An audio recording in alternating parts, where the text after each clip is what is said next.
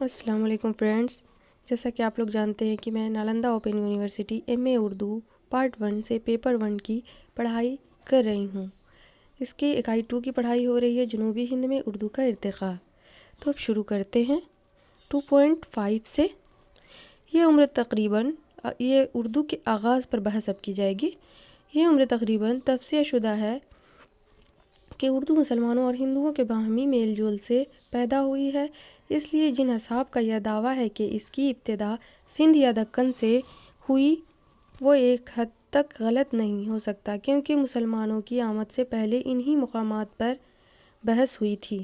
سندھ کی اسلامی حکومت کا آغاز 92 ہجری یعنی 712 عیسوی سے ہو چکا تھا اور صدیوں تک وہ وہاں حکومت کرتے رہے۔ حکومت کی رواداری اور ہندو مسلمان کی عام طور سے ملنے جلنے کی وجہ سے ایک دوسرے کو سمجھنے، عمر باہم تبادلہ خیالات کے موقع پیدا ہو گئے۔ ان حالات کے مد نظر اگر یہ دعویٰ کیا جائے کہ ہندو اور مسلمانوں کے امتزاج سے جو زبان بنی اس کا آغاز اسی مقام سے ہوا تو غلط نہیں ہو سکتا، لیکن جو تحقیقات ہوئی ہے اس کے لحاظ سے یہ صحیح نہیں ہو سکتا، کیونکہ ان فاتحوں کی اصلی اور بنیادی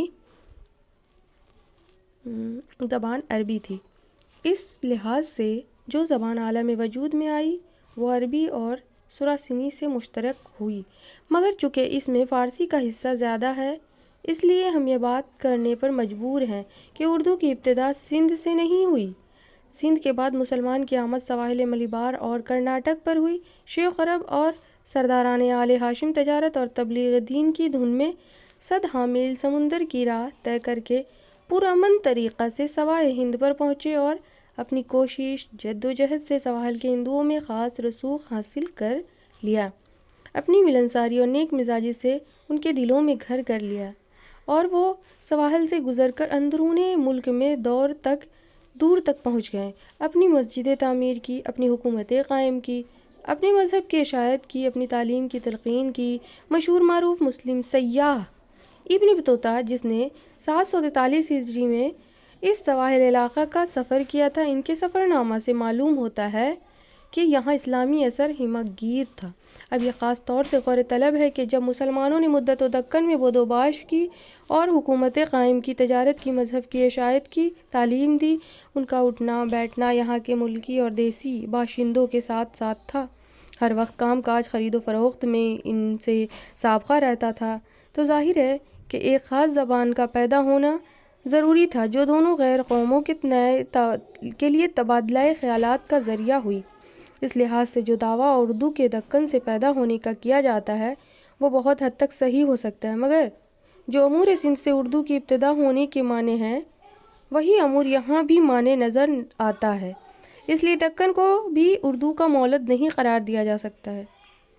پنجاب میں مولد ہونے کے متعلق مولوف پنجاب میں اردو مولانا محمد شیرانی نے بڑی تفصیل سے بحث کی ہے، مگر جب تک مسعود کا ہندی دیوان دستیاب نہیں ہو ان کی تحقیقات کو صحیح نہیں کہا جا سکتا، اور جیسا کہ ڈاکٹر سید محی الدین قادری زور کی رائے ہے، پنجابی زبان اردو کی ماں نہیں ہو سکتی بلکہ کیا ہو سکتی ہے؟ بہن ہو سکتی ہے۔ تو دیکھیے اب آگے، سندھ دکن پنجاب کے خارج ہو جانے کے بعد اب صرف دوآبا گنگا جمنا باقی رہتا ہے جو اردو کے مولد ہونے کا مدعی ہو سکتا ہے۔ موجودہ زمانے کے ماہرین لسانیات یعنی professor monsieur Jules, Bloch professor رینر، پروفیسر بیائی، پروفیسر چٹرجی اور ڈاکٹر سید محمد محی الدین قادری زور کی تحقیقات کی رو سے اردو کا سرچشمہ اور وہ زبان جو مسلمانوں کی آمد کے وقت پشاور سے لے کر الہ آباد تک بولی جاتی تھی۔ مسلمان فاتحین شمال کے جانب سے ہندوستان میں داخل ہوئے تو اول انہوں نے پنجاب میں قیام کیا، مگر اس کے بعد دہلی کی جانب پیش قدمی کی۔ مسلمانوں کے سدیہ خاندان جو ترک مغلوں اور افغان تھے جن کے زبان عام طور سے زیادہ تر فارسی تھی، پنجاب سے لے کر دہلی تک آباد ہو گئے۔ اس زمانہ میں یہاں جدید ہندو آریائی دور کی پراکرت زبان بولی جاتی تھی۔ اس دیسی زبان میں غیر ملکوں کی زبان کی آمیزش ہونے لگی یعنی ملاوٹ ہونے لگی، اور اس امتزاج سے اردو کی پیدائش ہوئی۔ شمال کے فاتحین نے جب 588 ہجری میں دہلی کو چوہانی سلطنت فتح کر لی تو یہ نئی زبان بھی اپنے ساتھ لائے۔ اس سرزمین میں برج میں مسلمانوں کی لائی ہوئی زبان ابھی ریختہ ہوگا شاید، اسی لیے یختہ نہیں ہو پائی، اور اس پر برج کا زیادہ اثر نہیں ہوا تھا کہ مسلمانوں نے جنوب کا رخ کیا۔ پہلے علاؤالدین خلجی پھر ملکافور نے دکن پر حملے کیے۔ 710 ہجری میں راس کاری الہی علم میں پہنچ گیا۔ اس کے بعد ایک بہت بڑا سیلاب محمد تغلق کے زمانے میں اٹھا اور دکن میں جا کر رکا۔ محمد تغلق نے نہ حرف دکن پر فوج کشی کی بلکہ دیوگڑھ کو دولت آباد سے موسوم کر کے اس کو اپنا پائے تخت بھی بنایا۔ اس وجہ سے نہ صرف فوجی بلکہ اہل علم و فضل، اہل صرفت و تجارت سب دہلی چھوڑ کر یہیں آ گئے۔ اگرچہ کچھ عرصہ بعد بادشاہ نے پھر دہلی پائے تخت بنایا، مگر ایک بڑے گروہ نے یہیں بود و باش اختیار کر لی۔ یہاں یہ جو ہے نا پرانا ہسٹری کے طور پر یہ بتائی جا رہی ہے، جیسے پراگیتہاسک کال، اتہاس، یہ سب باتیں ہیں نا، وہی اردو میں بھی ہے۔ یہ فاتحین جو زبان دکن میں لے کر آئے وہ یہاں آزادانہ نشوونما حاصل کرنے لگی، کیونکہ اس کے مقابلے میں کوئی اور دوسری زبان رکاوٹ پیدا کرنے والی نہیں تھی۔ اس طرح یہ زبان جو مسلمانوں کے ساتھ دکن پہنچی، عام طور سے پردیسی اور دیسی دونوں زبان استعمال ہونے لگی۔ اس کے علاقوں کے درمیان بہت فاصلہ ہے۔ مسافت کی دوری کی وجہ سے دکن میں بولی جانے والی جدید زبان پر برج کا صرف وہی اثر باقی رہا جو سرزمین برج سے نکلنے کے قبل اس میں قائم ہو چکا تھا۔ اس طرح اس جدید زبان کا دکن میں خیر مقدم ہوا اور عام طور پر ہر شخص اس زبان کو بولنے لگا اور وہ کام کاج میں بھی آنے لگی۔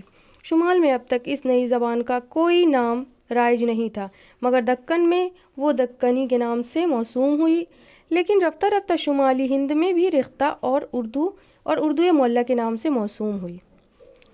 دکن میں یہ زبان ہندی اور دکنی سے موسوم رہی۔ قدیم دکنی شعراء اور مصنفین نے اس کو ہندی اور دکنی کے نام دیے ہیں۔ 1200 ہجری تک بھی دکنی اور ہندی نام رائج تھا۔ پھر یہاں بھی ایک اور نام ریختہ کا بھی استعمال ہوا۔ اس کو سب سے پہلے ولی اورنگ آبادی نے استعمال کیا۔ اس سلسلے میں نصیر الدین ہاشمی تحریر کرتے ہیں کہ میرا خیال ہے کہ جس دکن میں اردو کا نام دکنی رکھا گیا تھا، اسی طرح شمالی ہند میں وہ پہل ریختہ کے نام سے موسوم ہوگی، اور ولی نے بھی اس کا استعمال اپنے سفر دہلی کے بعد کیا ہوگا۔ یہی وجہ ہے کہ دکنی شعراء کے قطع نظر شمالی ہند کے شعراء نے لفظ ریختہ کو عام طور سے استعمال کیا۔ اب آتا ہے خلاصہ کلام 2.6 میں ہے خلاصہ کلام۔ خلاصہ کلام یہ کہ اردو کی پیدائش شمالی ہند، دہلی اور اس کے گرد و نواح میں ہوئی، یعنی شمالی ہند میں اردو کی پیدائش ہوئی ہے، یہی خلاصہ کلام میں بتاتا ہے۔ علاؤالدین خلجی ملک کافور اور محمد تغلق کے حملوں کی وجہ سے دکن پہنچی، جہاں اس کو مختلف نام سے موسوم کیا گیا: ہندی، ہندوی، گوجری، گجراتی، دکنی وغیرہ۔ ڈاکٹر چٹرجی، شوکت سبزواری اور زیادہ تر محققین نے اردو کو شمالی ہند میں ہی پیدائش کا ثبوت بتاتے ہیں۔ یہی رائے ہے کہ دکنی، گجری، گجراتی دراصل ہندی وہی زبان ہے جو دہلی سے ان علاقوں میں پہنچی، البتہ ان میں مقامی الفاظ اور ترکیبیں شامل ہو گئیں۔ دکن میں اردو زبان نے دکنی اردو کی شکل میں خوب ترقی کی۔ اس دکنی اردو نے اتنی ترقی کی کہ باضابطہ اصلی زبان ہونے کا شبہ لاحق ہونے لگا، اور اس نے یہاں تک کہ لکھ دیا کہ دونوں الگ الگ زبانیں ہیں، حالانکہ حقیقت یہی ہے کہ یہ وہی زبان ہے جو دہلی سے ان علاقوں میں پہنچی۔ اب سوالات برائے مشق شروع ہوتا ہے۔ نمبر 1، اردو کی پیدائش کہاں ہوئی؟ تحقیق کی روشنی میں اردو کی جائے پیدائش کا جائزہ لیجیے۔ تو یہ سوال ہے، اسائنمنٹ میں بھی اسی طرح کا سوال آتا ہے اور کوشچن میں بھی۔ تو فرینڈس دیکھیے گا، اس کو غور کیجیے گا اور اس کو اچھے طریقے سے پڑھ کر کے اسی طرح سے اس کا جواب دینا ہے۔ یہ تو صرف ٹاپک ہے۔ جنوبی ہند میں اردو کے آغاز و ارتقاء پر سیر حاصل بحث کیجیے۔ شمالی ہند میں ہندی میں اردو زبان و ادب کے آغاز و ارتقاء کا تنقیدی جائزہ پیش کرتے ہوئے یہ ثابت کیجیے کہ دکنی قدیم اردو کا ایک روپ ہے۔ اب 4، دکنی اور اردو میں مماثلت اور فرق کو واضح کرتے ہوئے دونوں زبانوں پر ایک تنقیدی جائزہ پیش کیجیے۔ اب مزید مطالعے کے لیے کتاب آتا ہے دکن میں اردو، نصیر الدین ہاشمی، اسے بھی پڑھنا چاہیے، اسے بھی پڑھیے گا آپ لوگ۔ پنجاب میں اردو، محمود شرانی۔ نمبر 3، تاریخ ادب اردو، جمیل جالبی۔ تو جنوبی ہند میں جو اردو کا ارتقاء ہوا ہے، اس کے لیے یہ تینوں کتاب پڑھنا ضروری ہے، پڑھ لیجیے گا تو اچھا ہوگا، یہ نیٹ میں بھی کام